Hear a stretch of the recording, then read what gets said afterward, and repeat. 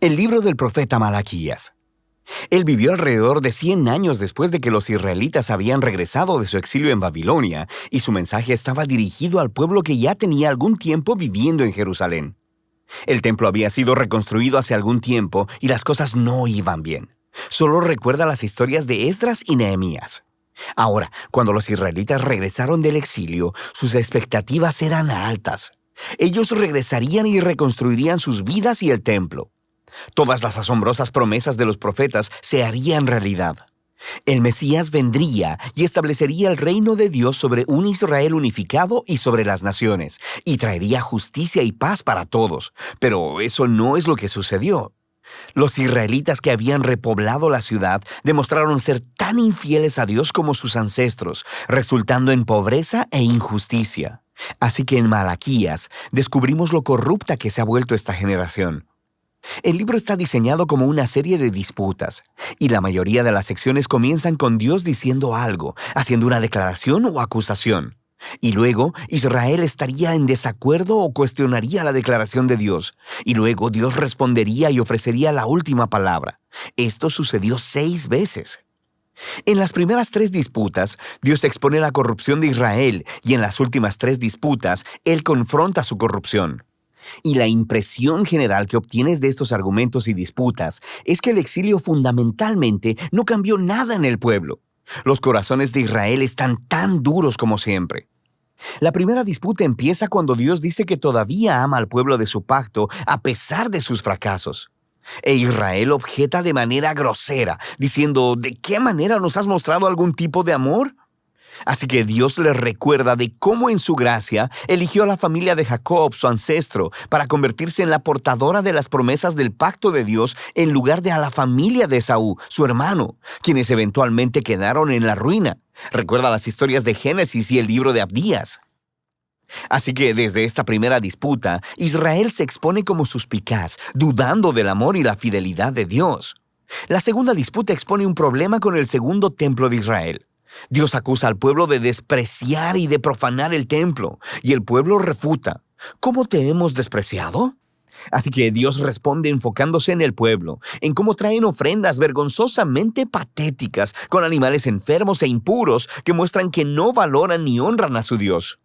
Pero no es solo el pueblo, también los sacerdotes que administran el templo. No solo toleran, sino que participan en estas formas de adoración corrupta.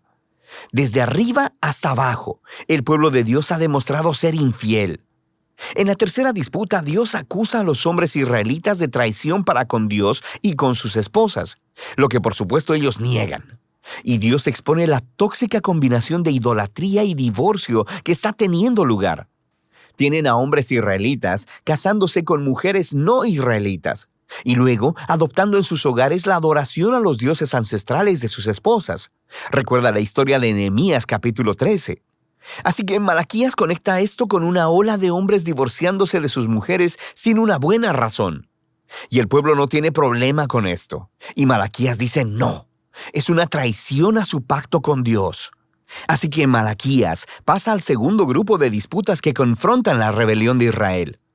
La cuarta disputa comienza con los israelitas acusando a Dios de negligencia, diciendo, ¿dónde está el Dios de justicia? Ellos ven injusticia y corrupción abundando, y Dios no parece hacer nada. Así que Dios responde diciendo que Él enviará un mensajero que preparará al pueblo para el regreso personal de Dios en el día del Señor. Él vendrá como fuego para purificar a su pueblo y para remover la idolatría y la inmoralidad sexual y la injusticia, para que solo el remanente fiel sea su pueblo. En la quinta disputa, Dios llama al pueblo a volverse a Él, a lo que el pueblo responde, ¿cómo podemos regresar? Así que Dios confronta su egoísmo, les muestra cómo han dejado de ofrecer diezmos de sus ingresos para el templo. Esa palabra, diezmo, solo significa una décima parte. Es la cantidad de ingreso y frutos que los israelitas debían donar anualmente para mantener al templo y a sus sacerdotes. La práctica se explica en diferentes partes de la Torá. Ahora, sabemos por Malaquías y por el libro de Nehemías que el pueblo estaba descuidando esta responsabilidad. Así que el templo se estaba deteriorando.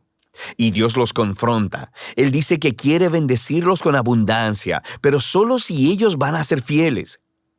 En la disputa final, el pueblo acusa a Dios y dice que servirle no tiene caso. Ellos observan a los malvados y orgullosos teniendo éxito en la vida y Dios no hace nada. Y la respuesta de Dios, por primera vez en el libro, no es un discurso, sino más bien una historia corta acerca del remanente fiel en Israel, de las personas que temen al Señor y aman reunirse y hablar acerca de cómo honrar a Dios y cómo servirle. Así que Dios ordena que un libro memorial sea escrito para estas personas, para que puedan leer el libro y recordar el carácter y las promesas de Dios. Aquí Malaquías está reflexionando en el regalo divino de las Escrituras, cómo ellas nos apuntan al pasado para recordar lo que Dios ha hecho para inspirar fidelidad y esperanza para el futuro. Lo que nos lleva a la conclusión del libro. Esta retoma y desarrolla todavía más las imágenes de la cuarta disputa acerca del futuro día del Señor. Dios dice que ha determinado un día de juicio purificador que consumirá a los malvados de entre su pueblo.